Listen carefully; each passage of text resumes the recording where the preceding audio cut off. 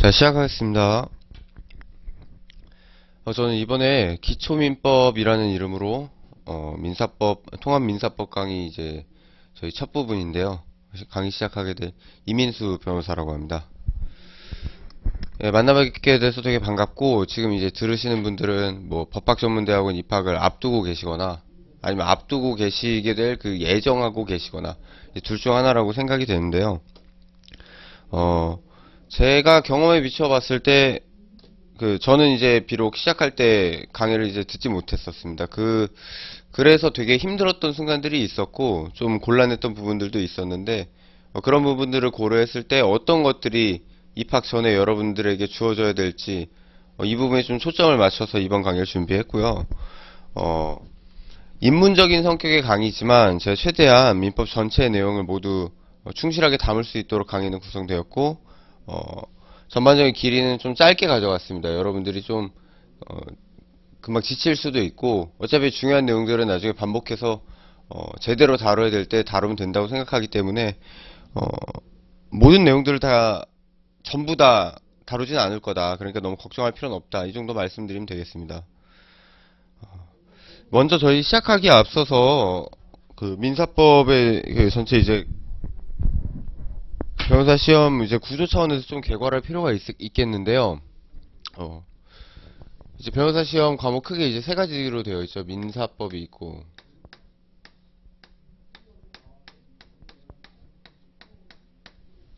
그리고 이제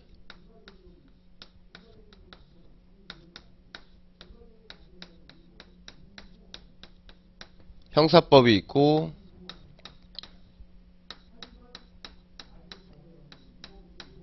공법이 있죠. 이 정도까지는 다 알 거라고 생각하고, 또 민사법 내에서도 민법이 있고,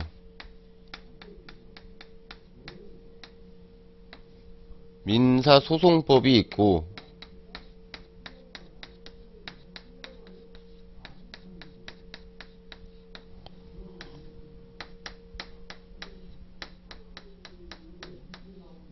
상법이 있다. 저희가 이번에 다루게 될 강의 내용은 민법에 대한 것이다. 라는 건데요. 민법 전체, 이제 변호사 시험 전체가 1660점 만점인데, 이 중에서 우선 700점이 민사법 몫입니다. 이 중에서 저는 민법의 중요성이 차지하는 비중이 한 60에서 70% 정도라고 생각을 하는데, 그렇게 따지고 놓고 보면은 한 450점 정도, 그러니까 전체 4분의 1 정도의, 4분의 1 훨씬 넘죠. 그 정도의 중요성을 갖는다라고 말씀을 드릴 수 있을 것 같아요. 그런 의미에서 일단 민법이 중요하고, 또 다른 한편으로는 민법을 공부하면서 여러분들이 기르게 될 그런 법학적인 사고방식과 그 다음에 기본적으로 갖게 되는 법에 대한 그 지식들이 있습니다. 그 지식들이 자연스럽게 형사법이나 공법 공부하는 데 있어서도 영향을 주게 되고요. 이게 여러분들이 민법을 공부를 제대로 하면은 이제 하고 나서 다른 과목들을 보게 되면 되게 이 사고방식에서 특별한 거 없어 보이는데라고 생각이 들 수가 있어요. 근데 그거는 여러분들이 민법 공부를 열심히 했기 때문에 벌어지는 일이지, 기본적으로는 민법을 바탕으로 해가지고 법학의 문제들이 진행이 된다라고 생각을 하고 임하시는 게 여러분들에게 도움이 될 겁니다.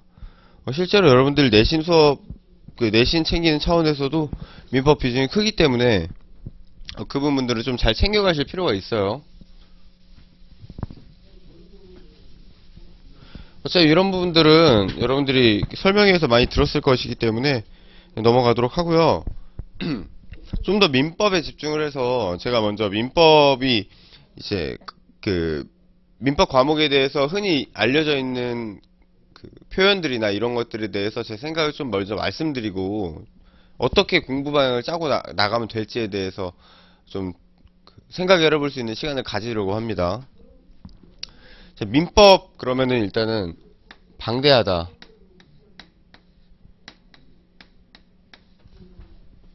그리고 이제 복잡하다,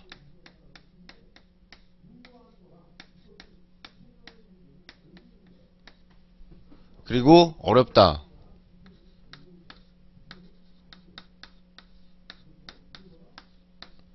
이 세 가지 정도가 공통된 키워드라고 저는 생각을 하거든요. 제가 뭐 이걸 절대적으로 부인할 생각은 없는데 좀 오해가 있고 좀 과장이 된 부분이 있다라고 생각을 해서 좀 말씀을 드리려고 해요. 이제 방대하다는 건 뭐냐면은 기본적으로 민법 전체 그 조문 수가 1100조가 넘는 그 조문 수가 많은 것도 있고 어떤 이제 특정 그 조문에 의해서 생성되는 쟁점이라고 할 만한 게 있잖아요. 어떤 개념이 될 수도 있고 쟁점이 될 수도 있는데 이 안에서 또 파생되어 나오는 개념들이 있고 또다시 서브 쟁점들이 생겨요. 그리고 그 안에서 다시 또 견해 대립이 만들어지고 그렇습니다. 그러면 조문 하나만 놓고서 보더라도 이 안에서 세 개가 이렇게 아홉 개가 파생된다는 거잖아요. 그러니까 절대적으로 다뤄야 되는 대상들이 굉장히 많아지는 결과가 됩니다. 그런 의미에서 좀 방대하다라고 얘기를 할 수 있을 것 같고요. 복잡하다는 거는 어떤 사실관계가 딱 주어져요. 사실관계 딱 주어졌을 때 그냥 이거 딱 보니까 이거는 뭐 무슨 A라는 권리에 대한 문제구나 이렇게 해서 딱딱 1대1로 대응이 되면 그러면 좀 복잡함의 문제가 덜 할 수 있는데 이 어떤 사실관계를 놓고서 A라는 관점에서만 문제가 되는 게 아니라 B라는 관점에서 또 동시에 문제가 되는 거예요. 이게 동시에 검토가 돼야 되는 건데 그것들이 사실관계가 이 하나만 전체 사실관계가 법적인 쟁점 차원에서 하나만 주어지면 상관이 없는데 이제 하나 주어지고 두 번째 거 주어지고 세 번째 거 주어지고 이렇게 이어져 있어요. 그럼 이 안에서 또 다시 나뉘고 하다 보니까 결과적으로는 이제 쟁점을 추출하는 게 좀 어렵다. 이런 문제로 이어지게 되거든요.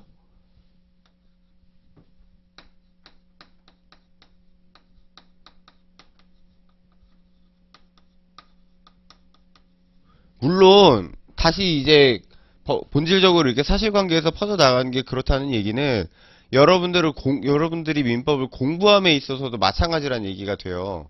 어떤 개념 하나를 학습을 하는 과정에서도 이게 다른 개념과 어떤 관련이 있고 이 둘 사이의 관련이 어떻게 주어지고 어떤 경우에는 관련이 없는 거고 하는 그런 것들을 좀 종합적으로 공부가 이루어져야 된다. 그러니까 사실관계 자체를 되게 여러분들이 그 다층적으로 봐야 되고 다각적으로 봐야 된다라는 측면에서 조금 어렵다라고 얘기를 할 수 있을 거예요. 그리고 이제 어렵다라는 것과 관련해서는 민법의 어려움을 여러 가지로 일단 얘기할 수 있겠지만 일단 역사가 깊고 되게 추상적인 개념을 다루기 때문에 거기서 는 근본적인 어려움이 있어요. 그럼 예를 들어서 얘기해 봅시다. 이제 매매라는 법률 관계가 있다고 합시다. 매매라는 법률 관계는 무엇인가를 사고 파는 그런 관계거든요. 무엇인가를 사고 파는 건데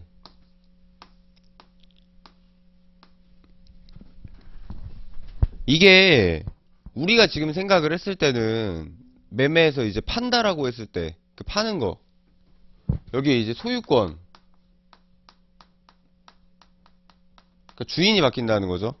소유권을 넘겨준다는 그런 의미가 있잖아요.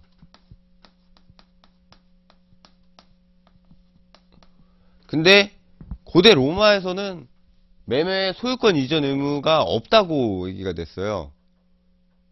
그러니까 그냥 사용할 수 있게끔 점유를 이전해주면 그것으로 매도인의 책임은 다한 거다. 파는 사람은 그걸로 자기 역할 다한 거다라고 봤고 나중에 만약에 진짜로 소유권을 가진 사람이 나타나서 야, 너 그거 내 건데 딴 사람이 잘못 판 거야. 그 내 거야 하고 이제 뺏어가면 이걸 이제 추탈당한다라고 표현을 하는데 그런 일이 벌어졌을 때 비로소 문제가 발생한다라고 봤던 그런 관점에서 문제를 바라봤단 말이에요.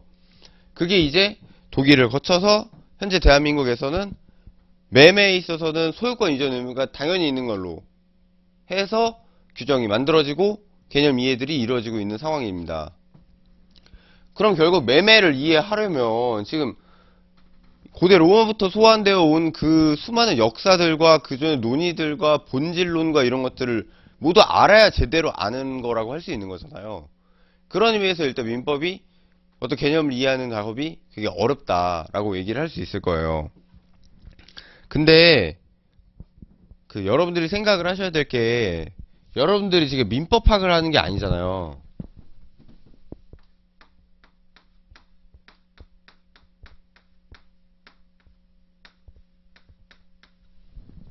여러분들 지금 로스쿨에서 공부하는 거를 위해서 지금 여기 앉아서 수업을 듣고 있는 거 아니겠습니까?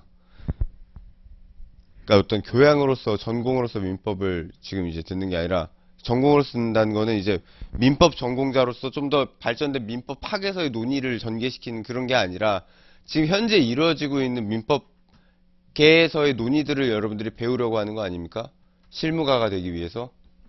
그런 의미에서 지금 이 수업에서 진행되는 우리의 얘기들은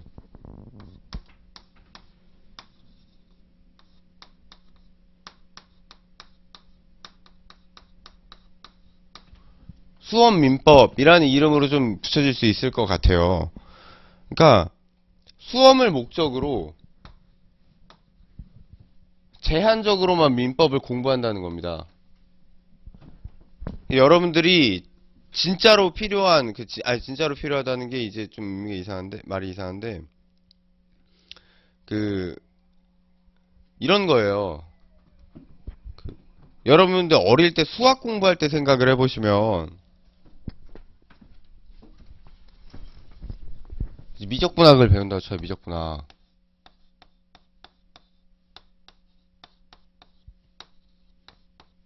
근데 내가 중학생 때부터 수학을 아예 안 했어요. 근데 제가 지금 미적분학을 공부를 해야 돼. 그렇게 되면 어떻게 공부를 해야 되겠어요? 가장 정석적인 방법. 정석적인 방법은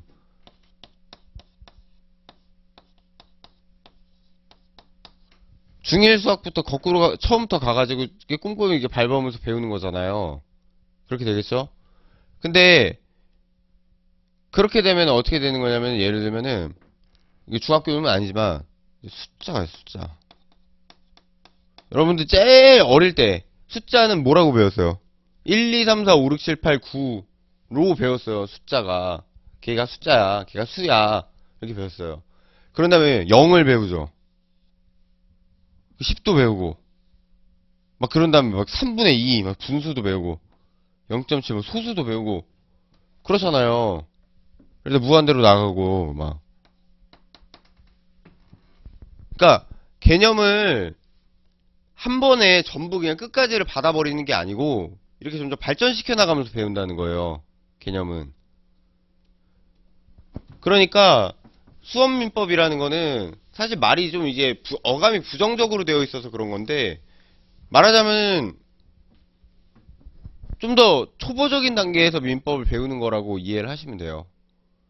그게 그러다 보니까 판례가 중요하다라고 얘기가 되는 게 초등적인 거를 배우기 위해서 그 아주 깊은 논의서부터 완전 충실하게 처음부터 끝까지를 다 배우게 되면 너무 힘드니까. 그리고 실제로 또 다른 면도 있어요. 물론 여러분들이 이제 실무로 나가가지고 활동을 함에 있어서는 판례가 가장 중요한 역할을 하니까 그런 것도 있지만 어쨌든 간에 지금까지 논의들이 집대성된 그 결과물들 엑기스들만 놓고서 어떻게 하면 여러분들을 처음에 이거를 공부시킬 수 있을까라는 고민이 저는 수험법학이라는 이름으로 이름 붙여질 수 있다고 생각을 해요. 그래서 수험법학이라는 이름으로 이 방대하고 복잡하고 어려운 민법을 어떻게 구성을 해서 여러분들을 그 늪에서 꺼내올 수 있을 것이냐. 자, 방대하다라고 얘기가 돼 있는데 사실 중요하게 변호사 시험에서 다뤄지고 있는 민법 쟁점들은 제가 생각했을 땐 100개 남짓 정도 됩니다. 100개. 이제 100개 남짓 되는 것으로 말하자면 추리는 거죠. 핵심들만. 추리는 거고. 이제 복잡하다라고 하는 거는 그 이게 사실은 어떤 사실관계 놓고 봤을 때 아까 말했죠. A라는 관점, B라는 관점.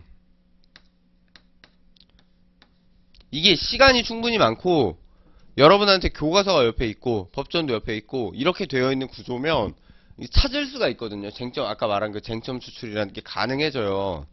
그러니까 이게 그냥 그 순수한 의미에서 어렵다는 게 아니라 이거는 그 훈련이 필요한 문제라는 거예요. 훈련. 근데 훈련은 어떤 거예요?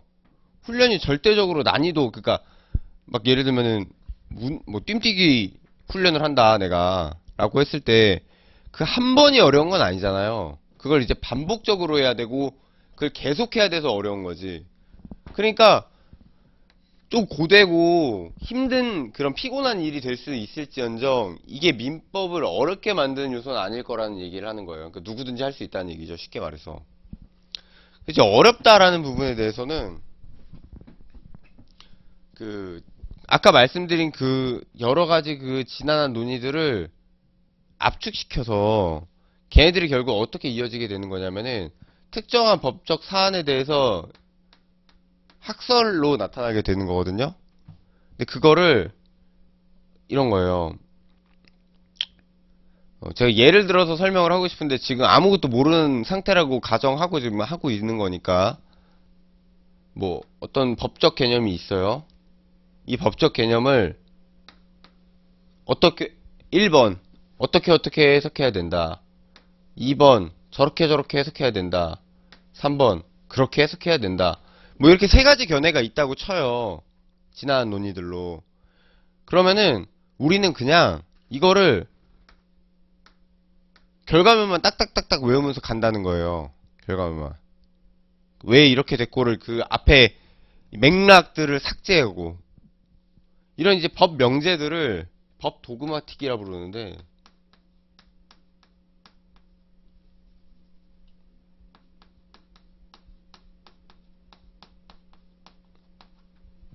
여러분들은 법 도그마틱을 학습하는 방법으로 저 어려움을 대처하게 될 거예요. 물론 법 도그마틱 그냥 때려 박으면은 이게 결국 암기라는 거거든요. 근데 저는 암기를 절대 안 할 거고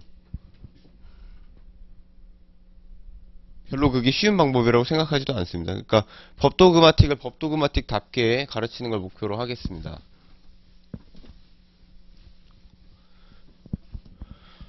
그래서 생각보다 민법이 별게 아닙니다. 여러분들 자신감을 갖고 좀 임하셨으면 좋겠고요.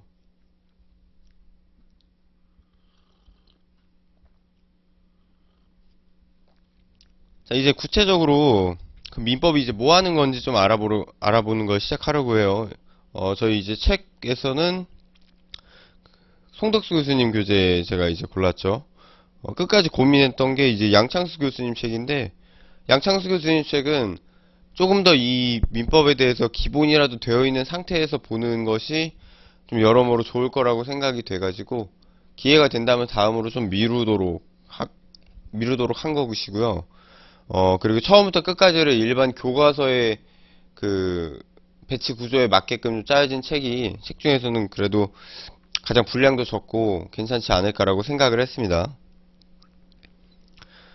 자, 먼저 민법의 의의라는 이름으로 시작을 하고 있는데, 자, 이게 여기 적혀 있는 이 실질적 민법, 형식적 민법 이 내용들은 뭐 별로 뭐 중요하진 않다고 저는 생각을 해요. 그러니까 이런 거죠. 그러니까 민법학의 대상으로서의 민법이랑 민법전이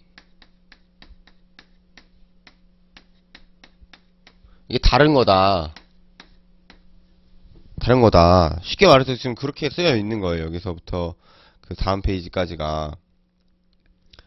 근데 그럼 도대체 이 민법이 뭐길래 이 민법 전이랑 다른 거냐? 예? 아니 그렇잖아요. 이게 법에 써져 있으면 써져 있는 대로 하면 되는 거지. 뭐가 문제냐? 이렇게 생각이 되는 거란 말이에요. 그걸 위해서는 이 민법이라는 게 단순히 그렇게 민법전을 짜놓는 거에서 그치는 게 민법이라는 그 활동이라는 차원에서 민법 활동이 그렇게 민법전을 만들어 놓는 데서 그치는 게 아니다라는 걸 먼저 생각할 필요가 있어요.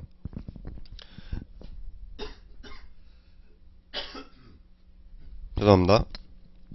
자, 그런 차원에서 우리가 민법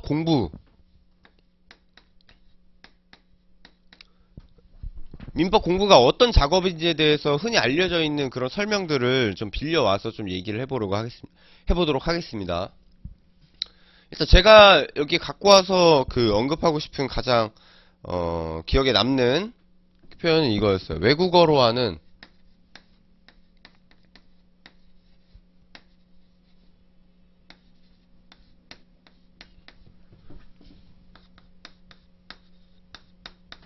수학이다. 외국어로 하는 수학이다. 자, 이렇게 되어 있는데, 저는 이제 사실은 이제 수학교육과를 나왔으니까, 그 외국어로 하는 수학을 해봤거든요, 제가. 뭐, 그 예를 들면 이런 거예요. 그 죄송합니다.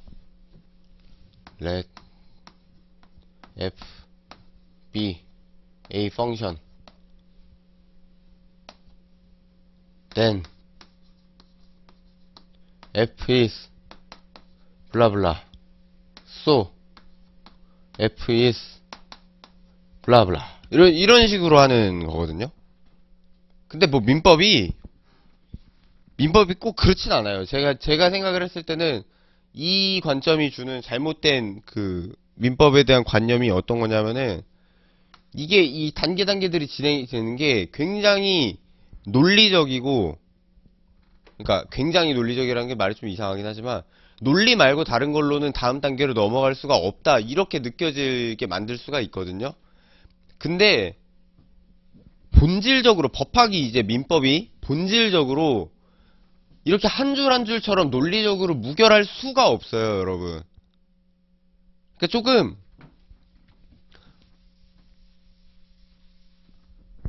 그러니까 이런 거예요. 1 더하기 1이 1 더하기 1이 2다. 이게 수학을 하는 거라 치면은, 한 0부터 2까지랑, 3부터 4까지 정도? 되는 걸 더하면, 3부터 6까지 정도가 나오겠네. 라는 거거든요? 그러니까, 이게 굉장히 넓은 개념들이 된다는 거예요. 이게 왜 그런 거냐면은, 언어라서 그런 거예요, 언어. 법학이 자기가 법학을 하는 방식으로서 언어라는 수단을 이용하고 있기 때문에 벌어지는 문제거든요. 그 차원에서 이 외국어라는 표현이 아주 의미 있게 다가올 수 있어요. 그러니까 법학에서 법 명제가 주어진다고 하나 쳐볼게요. 쳐봅시다. 뭐 예를 들어서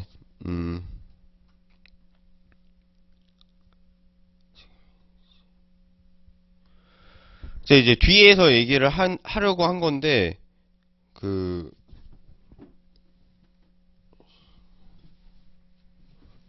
사람은,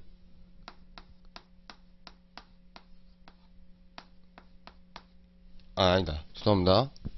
저 민법 이제 245조 제1항 볼게요. 거기 어떻게 돼 있어요? 어떻게 돼 있어?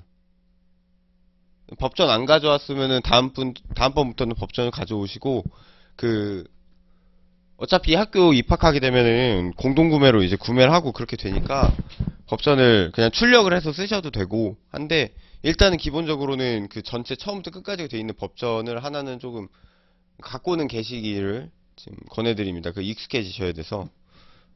245조 제1항 어떻게 되어 있습니까? 예. 소유의 의사로 평온 공연하게 20년간 점유한 자는 등기함으로써 부동산을 취득한다, 이렇게 되어 있죠. 자, 여기서 몇 개 키워드만 써볼게요. 소유의 의사, 평온 공연,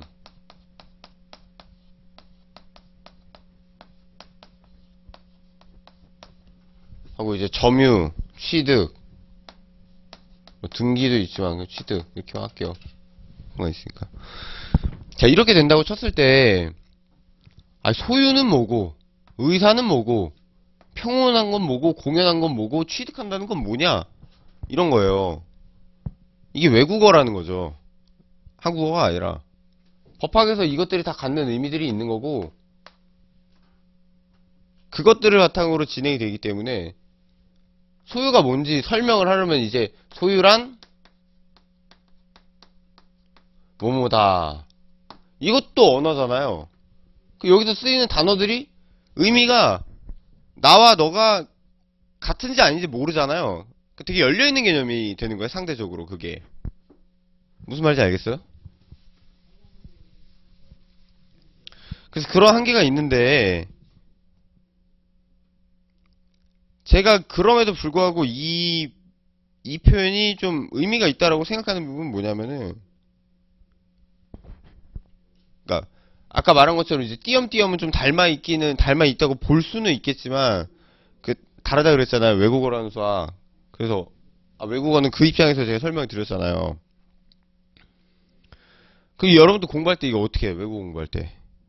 그, 제가, 뭐, 영어는 좀, 여러분들이 다 잘 아시니까, 뭐, 중국어로 예를 들어 봅시다. 뭐, 중국어로 이제, 얼마예요? 이렇게 물어보는 게, 이게, 도샤오첸? 이라고 얘기해요. 도샤오첸. 제가 중국어를 잘 못해가지고 성조는 그냥 안 쓸게요.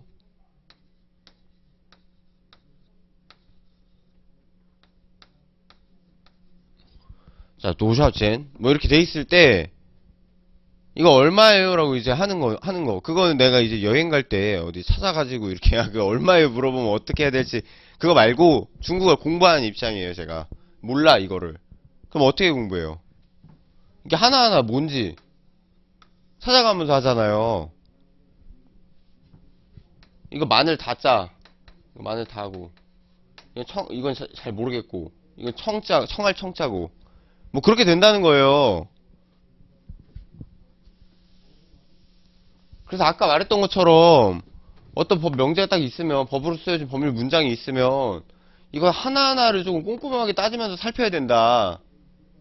이 얘기입니다. 이거 혼자서 못해요, 근데. 굉장히 힘들고 지치는 과정이고, 취향에 맞지 않는 이상 되게 어렵고, 그러니까 강의가 좀 필요하다고 얘기를 할 수 있을 것 같고요. 외국어라는 수학이다도 또 의미가 있긴 해요. 일반적으로는 그냥 아까 말한 것처럼 그 논리적으로 쭉쭉 가는 게 수학이랑 되게 닮아있다라고 얘기가 되는데, 제가 봤을 때 그게 아니고, 수학이랑 닮아있는 부분은 뭐냐면요.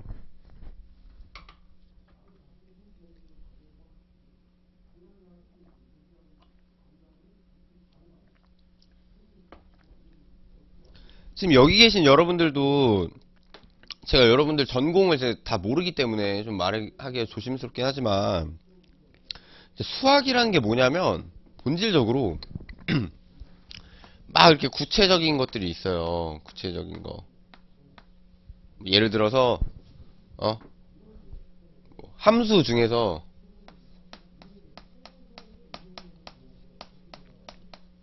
기억나요? 기억나요? 기억나? 3x 더하기 2 x에다가 뭐 숫자 넣으면 3배 해가지고 2 더한다. 이게 f란 함수다. 있잖아요. 그럼 이거를 얘도 있고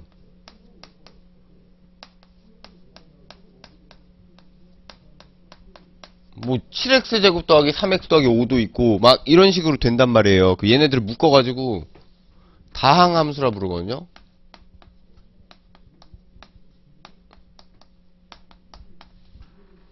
구체적인 함수들 하나하나로부터 추상적인 다항함수라는 개념으로 나아가는 거잖아요.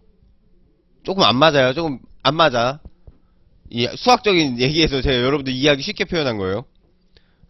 그러면은 법학도 이것도 마찬가지라는 거예요. 어떤 사회적인 현상이 있어. 현상이 있어. 또 다른 현상이 있어. 또 다른 현상이 있어. 딱 봤을 때 얘네들의 공통된 요소가 있어요. 그럼 그거를 법적인 개념으로 추출을 해서 따로 이름 붙여가지고 우리가 그거를 구체적으로 탐구의 대상으로 삼는다는 거. 이게 되게 닮아 있어요. 수학과 법학이. 그리고 나서 이걸 바탕으로 이제 정의를 세워요. 수학에서. 제 수학 용어를 좀 써서 가고 정의. 그 다음에 이제 공리. 우리가 약속한 거. 기존에 우리가 알고 있던 것들. 여기서부터 정리를 추출해내거든요. 정리. 수학에서. 어떤 명제들, 법학으로 예를 들면, 어떤 법학 명제들을 이끌어내는 거죠. 자, 아까, 소유란 무엇이다. 평온 공연하다는 것은 무엇이다. 이걸 갖고서, 여러 가지 이제 정리들을 막 이끌어내는 거예요. 하나하나씩 가면서. 그 결과로, 결론에 도달시키는 겁니다. 그러므로 등기하더라도 취득하지 못한다. 등기함으로써 취득한다. 245조 제1항 적용했을 때 어떤 결과가 만들어질 수 있는지 그걸 고민하는 거라는 거예요. 그 지점에서 수학이랑 굉장히 닮아 있어요. 제가 봤을 때는. 그리고 이제 또 이제 본격적으로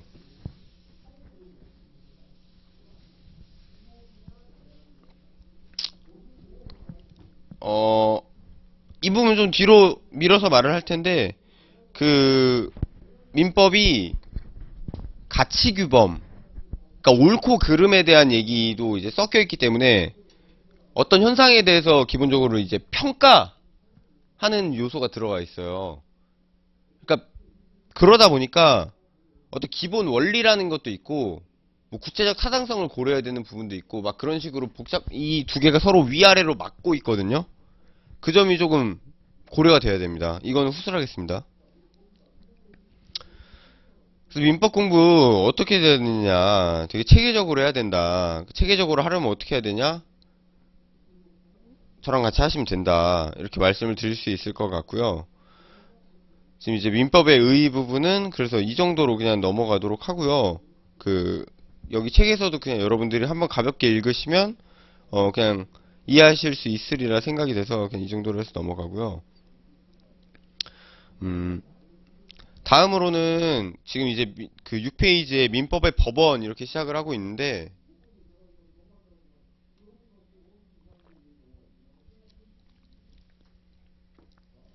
뭐 실질적으로 좀 의미 있는 법원 얘기를 하기 위해서 제가 좀 앞서서 하나 더 설명을 드릴 게 있어요.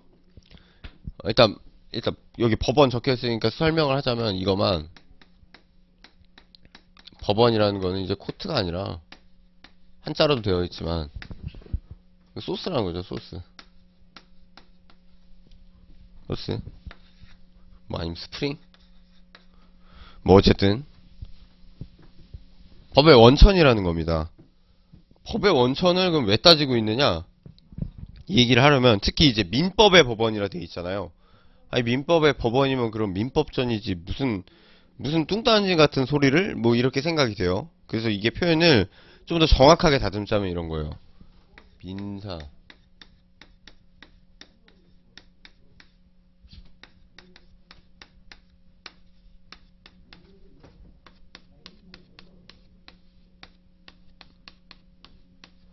민사에 관한 법원이라고 얘기를 하는 게 좀 더 정확하게 여러분들한테 와닿을 수 있을 것 같아요.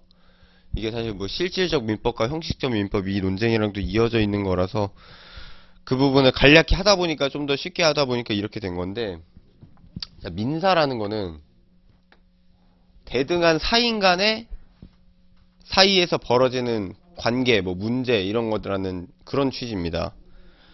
뭐 대등하니까 뭐 국가 같은 공공기관은 그 이런 건 아니고, 관계가 대등하다는 거예요. 관계가 내가 대한민국이랑 대등한 당사자 지위에서, 그러니까 대한민국이 난 찍어 누르는 게 아니라, 예를 들면 내가 국가한테 뭐 이렇게 분필 팔았어. 그거랑 마찬가지, 그런 경우랑 마찬가지, 뭐 이런 식으로 된다는 건데요. 그렇게 대등한 개인을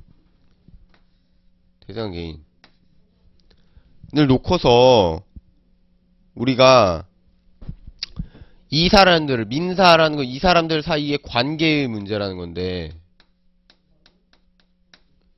그 관계의 문제에서 우리가 어떻게 판단할 것이냐는 거, 이 관계를.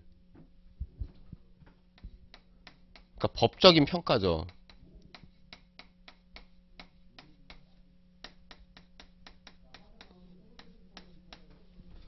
그러니까 저 관계를 법적으로 평가하기 위해서 우리가 어떤 것들을 소스로 쓸 수 있을 것이냐, 자료로 쓸 수 있을 것이냐 하는 문제가 바로 민사에 관한 법원 문제거든요. 근데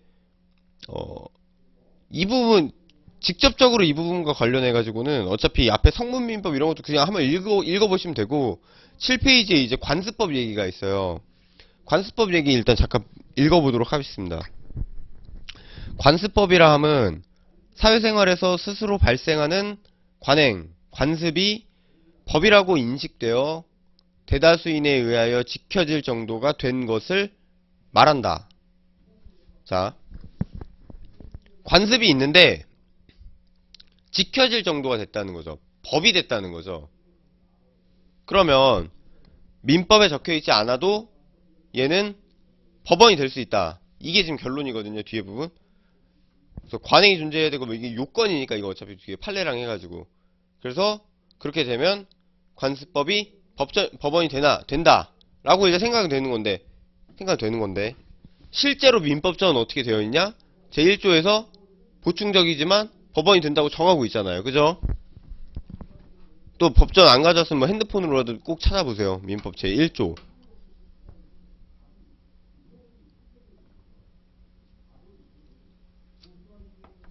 그쵸, 돼 있죠? 제가 거짓말 한 거 아니죠?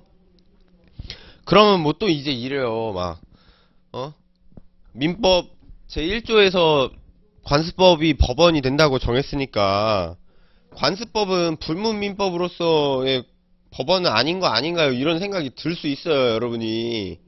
근데, 그렇게 크게 고민하실 문제가 아니에요. 지금 그럴 때가 아니야. 그런 고민은 나중에 궁금하시면은 그 구글링 해보시면 논문들 나올 거예요, 아마. 그렇게 하시고, 우선은 관습법도 법원이다. 민법 제1조가 그렇게 정하고 있다. 라고 생각을 하시면 됩니다. 자, 그러면 이 법원의 문제라는 게 도대체가 왜 문제가 되냐?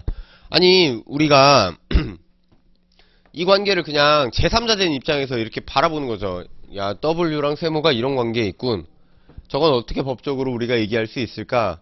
이거 하고 있는 상태면 사실은 크게 중요하진 않거든요, 이게? 법원이? 근데 구체적으로 이 법원의 문제가 등장하게 되는 이유가 이런 거예요. 여러분들 관습법 어디서 처음 혹시 만났어요? 이제 로스쿨 준비하면서라도 봤었을 텐데,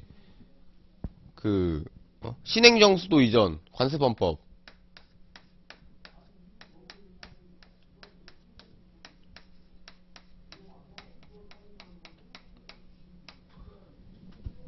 기억나요? 기억나요? 예. 관습헌법 여기서 아마 처음 봤었을 거거든요, 여러분들이. 이게 뭐냐. 한쪽에서는 신행정수도 만드는 거 합헌이다. 주장을 하는 거고, 한쪽에서는 위헌이다. 주장을 하는 거잖아요. 근데 그 과정에서 위헌 쪽에서 관습헌법도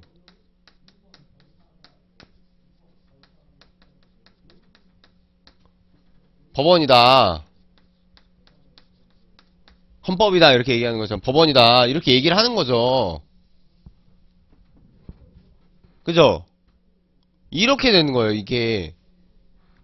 그러니까 법원이라는 개념은 기본적으로는 내가 어떤 법적인 주장을 할 때 어떤 것들을 갖다 쓸 수 있을까?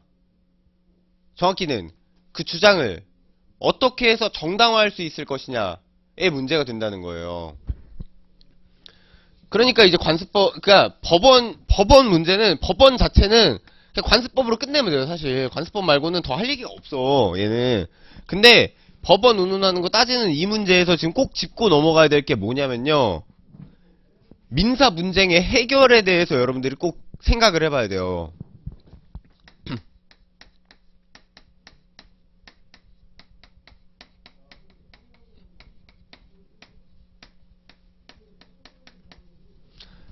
자, 다시 말할게요. 법원의 문제는 그냥 관습법으로 끝이에요. 근데 그 관습법에 관한 논의에서 여러분들이 뭐를 궁금해 하셔야 되는 거냐면은, 민법을 공부하는 과정에 대해서 도대체가 그러면은 실제로 그 법원이라는 게, 그러니까 그 소스라는 게 어떤 식으로 작동하게 되는 거냐, 그걸 궁금해 하셔야 된다는 거예요. 그리고 그 차원에서 우리가 민사 분쟁의 해결이라는 그 주제로 나아가야 된다는 겁니다. 이 부분은 책에는 나와 있지 않은데, 그래가지고 여러분들이 따로 필기를 하시는 게 나을 거예요. 제가 생각을 했을 때는 이게 분량이 많지는 않아서 5페이지 아래에 하단에 조그맣게 이제 여백이 있거든요. 이 여백에다가 맞춰가지고 하시면 됩니다. 자, 여러분들이 민사소송법 가가지고 이제 본격적으로 배우실 부분이고, 민사소송법은 아직 배우려면 좀 보통은 시간이 좀 있기 때문에 제가 딱 그 필요한 한에서만, 그리고 이 필요한 의미를 갖는 정도에서만 딱 설명을 하려고 설명하려고 합니다. 혹시 만약에 궁금하시면 찾아보시고 이해가 안 되는 부분이 있으면 저한테 연락을 주시면 제가 필요하다 생각되면 설명을 드리고, 필요하지 않은 부분이니까 일단 잊으시라 하면 잊어주세요. 무슨 말인지 아시겠죠? 자, 민사 분쟁은 이런 거예요. 갑이랑, 우리가 이제 이거부터 설명을 할게요. 사람을 이름을 붙일 때는 갑, 을, 병, 정, 무, 이렇게 간지 이용해서, 간지가 맞나요 이게? 이런 식으로 이름 붙입니다. 사람을 5명까지. 그다음 개 이렇게 가는데 그것까지는 제가 지금 어차피 안 나오기 때문에 5명까지 할게요. 그러니까 5명만 할게요. 갑을병정무 이렇게 가요. 그리고 보통 토지, 물건 이런 거는 X라 그래요. X 토지, X 물건. 아시겠죠? 일반적인 걸 말하는 거예요. X니까 다른 토지 나오면 Y 토지, Z 토지 이렇게 가는 거죠. 때로는 A 토지, B 토지 이렇게 얘기하기도 하는데, 그 A 같은 경우는 또 어떻게 쓰이냐면은 갑, 을 둘 사이에 관계가 하나 주어져요. 그 상태에서 이 관계랑 직접 관계를 갖지 않은 제3자를 나타내기 위해서도 씁니다. 아시겠죠? 그러니까 사람은 갑을병정무 A, 물건은 XYZ A, 이런 식으로 간다는 거예요, 표현을. 저는 처음에 이것도 몰라가지고 너무 와, 진짜 황당했어요. 진짜 나는 병 이거 쓸 줄도 모르고 뭐야 저게 무슨 한자야 이랬는데, 사람들은 다 쓰고 있어. 다 갑을병 이러고 있어. 아주 황당했습니다, 저.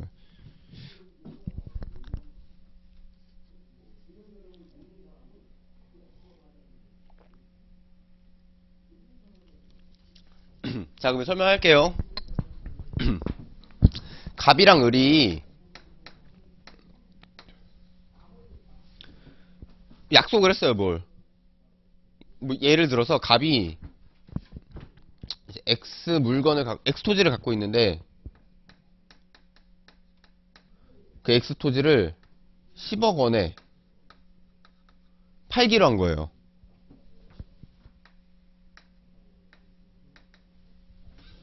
갑이 자신이 가진 소유한 X 토지를 을에게 10억 원에 판매는 사실 안 맞습니다. 매각도 괜찮죠. 정확하게 일반적으로 쓰는 표현으로 매도하기로 하였습니다. 매도하였습니다. 이렇게 표현하는 게 더 맞죠. 다르게 또 표현하면 하는 매매 계약을 체결했다라고 말해요.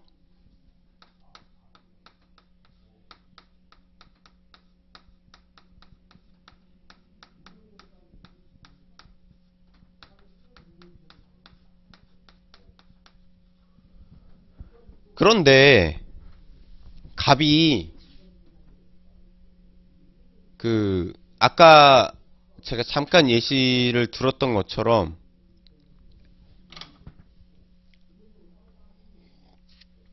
이게 스치듯이 든 예시를 기억이 날지 모르겠는데, 갑이 18살이었던 거예요. 18살이야. 그래서 막 열심히 지금 이게 엑스토지가 팔고 나서 보니까, 계약 체결하고 나서 보니까 20억이 돼버린 거야. 그러니까 너무 아깝잖아요. 아깝잖아. 그러니까 갑이 무슨 생각을 해? 막 이렇게 법전 뒤져봐. 이거 미성년자인데 혹시 이거 없던 걸로 되돌릴 수 있는 방법이 뭐가 없나? 막 네이버에도 물어봐. 했더니, 미성년자니까 취소하실 수 있습니다. 라는 얘기를 들었어요. 걔가. 그래서 주장하는 거죠. 야, 나 미성년자니까 취소할게. 이거 주장하는 거예요. 나 미성년자니까 취소할게. 근데 얘 18세긴 한데 학교를 일찍 다녀가지고 고등학교를 졸업을 했어. 고졸이야. 을이 야, 너 고졸이잖아. 고졸은 미성년자 아니야. 나이가 어려도 고졸은 미성년자 아니야. 이렇게 얘기를 하는 거예요. 주장을 하는 거야. 그럼 자, 봐봐요. 이거를 주장이 없는 상태. 예? 이게 주장이 없는 상태를 놓고 보면 이 법률 관계를 평가하는 거잖아요. 그냥 미성년자가 부동산 매매 계약을 체결했을 때 어떠한 법률 관계가 형성되느냐 이걸 보는 거잖아요. 근데 그거는 다른 한편으로는 갑하고 을이 구체적으로 분쟁 상황에 맞닥뜨렸을 때 각자가 가진 주장, 각자가 하고 있는 그 주장을 평가하는 것과 완전하게 동일하다는 얘기예요. 이게 그 문제풀이 구조에서도 마찬가지로 나타나거든요. 쟁점 추출이 안 된다라는 그 부분이 이거를 공중에서 봐서 그런 거야. 공중에서 자꾸 생각을 계속 같이 하셔야 돼요. 그걸 무슨 말인지 알겠어요? 그 사실관계로 가지고서 한쪽 당사자가 무슨 주장을 할 수 있을까? 이걸 항상 염두에 두셔야 된다는 거예요. 아시겠죠? 자, 그러니까 뭐냐면은 아까 말했죠. 그 부분은 제가 넘어가도록 하고, 자, 그렇습니다. 일단 그래요. 지금 민사 분쟁의 해결 부분만 지금 얘기하도록 하겠습니다. 자, 이렇게 얘기를 하는 상황에서 이 10억 원을 그러니까 아까 팔았다 그랬잖아요. 엑스토즈를 10억 원에 팔았는데 뭐 땅도 넘겨줬고 돈도 받았어요 이미. 그렇다고 합시다. 그 나중에 설명할게요. 돌려받고 싶잖아요. 그거를 우리는 현대 지금 사회, 현대 대한민국 사회는 그런 이제 민사적인 분쟁이 발생했을 때 막 검투로 해결하고 막 이러지 말고 소송으로 해결해라 라는 입장인 거예요. 소송으로 해결해라. 이게 무슨 뜻이냐?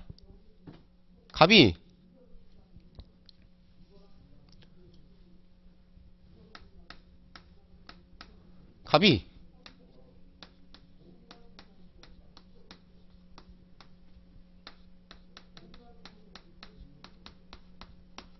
법원에 가서 판사님한테 가가지고 판사님 저희 이런 문쟁이 생겼습니다. 판사님께서 판단해주세요. 하는 그걸로 해결하라는 얘기예요. 내가 지금 뭔가 억울한 사람이야. 뭐 내가 불이익을 입었다고 생각이 돼. 막 그런 사람이에요. 뭔가를 판단을 받아보고 싶어. 그런 사람이 가서 물어보라는 거예요. 자, 가서 물어보는 사람. 판사님한테 판단해달라고 하는 사람은 원고라고 합니다. 원고. 이 부분 좀.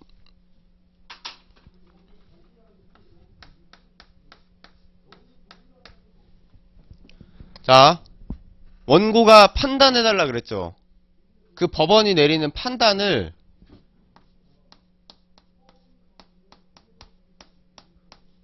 재판이라 그래요. 재판. 이제 이 부분을 좀 그림으로 나타내시면 돼요. 이 부분 그림에 나타내시고 필요하시면 여기다 쓰시는 거죠. 예를 들면 이게 법원의 판단. 제가 말하는 거는 밑에다가 적절하게 쓰시고 이 빨간색으로 된 거를 잘 나타내시라. 이걸 재판이라고 하고요. 원고가 재판을 구하는 신청을 했잖아요. 법원 판사님, 법원 선생님 판단해주세요. 이렇게 한 거잖아요. 그 신청 행위를 소라 그래요. 이거를 소. 이거 되게 헷갈립니다. 나중에 여러분들 소라 그래요. 이 소의 내용이 있잖아요. 신청하는 행위가 소고 소의 그 내용이 있잖아요. 지금 여기선 뭡니까? 땅 돌려달라는 거죠. 그러니까 토지 반환, 뭐 토지 인도, 뭐 등기 말소, 뭐 이런 거가 되겠죠. 그렇게 이루고 있는 내용들이 있어요. 그 내용들을 청구라고 합니다. 청구. 그래서 무슨 청구의 소가 되는 거예요. 일반적으로 사건 연호가 무슨 청구 등의 소가 되는 거죠. 이해됐어요? 그 법원이 이제 재판을 할 거야. 재판을 하는 법원이 이제 밑으로 가면 안 되지.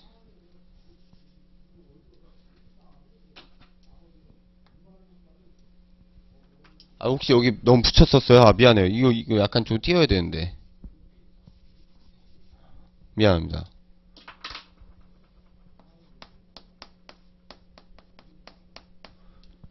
이거 판단하는 거라 그랬잖아. 재판이 법원의 판단이다. 법원이 판단하기 위해서 가고 있는 그 자기들이 밟고 있는 그 절차, 이 절차를 소송이라고 합니다. 재판이 진행되고 있는 절차라고 이제 얘기를 할 수 있겠죠. 그리고 법원이 판단을 위해서 소송 절차에서, 소송 과정에서 소송 자료를 살펴보는 거, 이것을 심리라 그래요. 심리.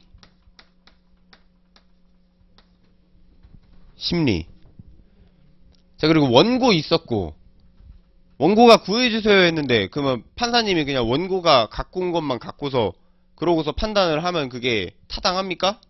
상대방 얘기 들어봐야 되잖아요. 상대방을 피고라고 불러요. 피고.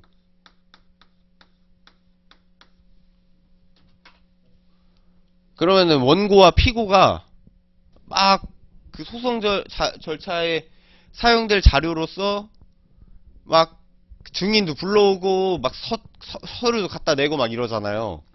그 갖다 내고 하는 그 행위 자체를 일단은 변론이라 그래요. 변론입니다. 변론. 자, 이렇게 돼요.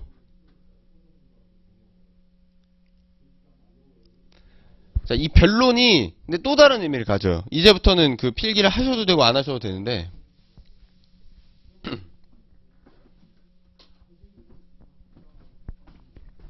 자, 저런 구조가 있잖아요. 소송 과정 전체가 이렇게 있어. 소송 과정. 소를 제기를 하죠. 소 제기. 여기에다가 이제 여기가 재판이 판단이라 그랬죠. 그 판단의 결과가 있을 거 아니에요? 그게 이제 판결은 선고됩니다. 판결 선고. 소제기부터 판결 선고에 이르기까지 과정에서 원고랑 피고가 열심히 변론을 했을 거 아니에요. 근데 변론을 할 때 그냥 막 시도 때도 없이 판사님 문 두드리고 하는 게 아니라 변론 기일이라는 걸 잡아요. 변론 기일. 변론하는 날이라는 거예요.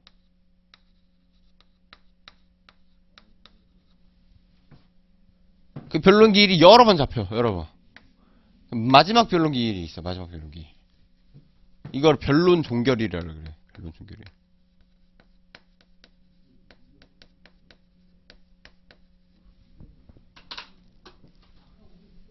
예.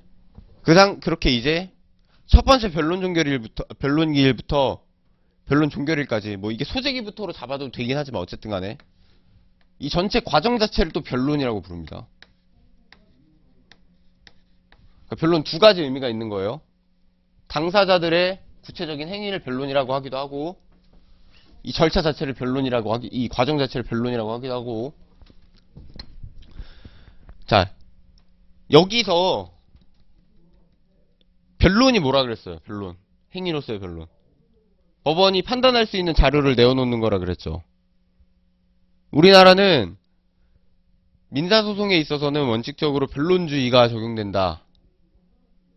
직권으로 탐지하지 않는다는 거예요. 법원이 막 나서가지고 자 오늘 내가 맡은 이 사건 진짜로 미성년자인지 알아보러 가보겠스 뭐 이러지 않는다는 거예요. 당사자들이 제출해야 된다는 거죠. 그러면 자료들이 모이는 거잖아요. 이게 결국 법원이 받아볼 수 있는, 받게 된 자료들이 모이는 시간들이라는 거예요. 그럼 법원은 이 과정에서 모인 자료를 가지고서만 재판을 하게 되겠죠. 그러니까 변론 종결일 이유권은 법원의 판단 대상에 들어갈 수가 없는 거예요. 구조적으로. 판사가 알 수가 없는 사실인 거야, 그거는. 이 사이에 갭 있는데 어떡해요? 변론 종결일 이유 사유니까 그건 다른 재판을 통해서 다투거나 나중에 얘기가 되겠죠. 그렇게 가는 거예요. 알겠죠? 요 느낌 정도.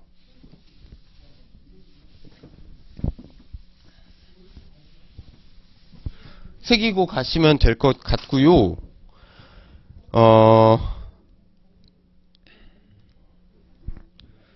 지금 이제 딱 이것까지만 설명하고 이제 한 10분 쉬면 될 것 같은데요. 지금 아까 같은 상황에서 원고가 실제 이제 어떻게 우리가 표현을 하냐면은 아까 그림에서 막 원고가 법원에다가 소재기 이렇게 했잖아요. 근데 그렇게 안 하고 원고랑 피고 딱 놓고 아니면 뭐 갑이랑 을 이렇게 놓을 수도 있죠. 원고가 피고한테 소를 제기한 거죠. 이렇게 표현하게 돼요. 원고가 피고에게 소를 제기한 거다. 피고를 정확히는 원고가 피고를 상대로 소를 제기했다. 왜? 소제기는 법원에 대한 신청. 그러니까 피고를 상대로 하는 인 거죠. 그렇게 되는 거죠. 자, 이 과정에서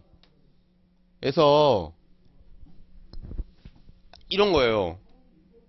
지금 이게 아까 그 상황에서는 미성년자 뭐 이렇게 돼 있는데 그런 식으로 원고가 자기가 지금 이걸 다투고 싶은 이유가 있잖아요. 다투고 싶은 이유가 있는데 그걸 이제 주장하고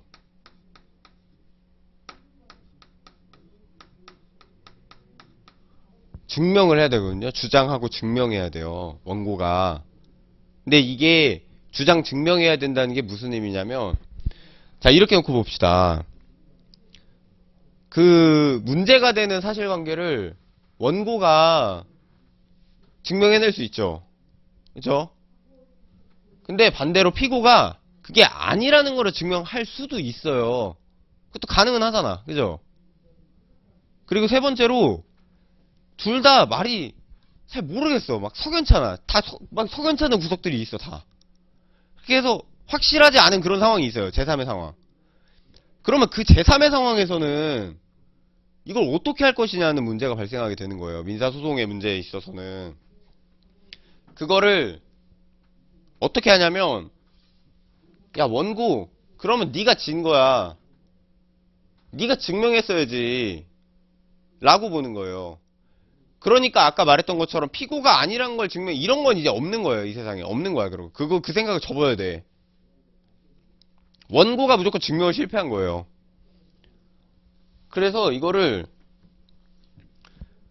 증명을 못하면 패소한다.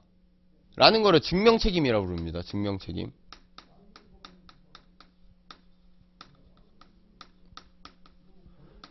여기서의 책임이라는 거는 이 증명과 관련해서 문제가 생겼을 때 불이익을 부담한다는 거예요.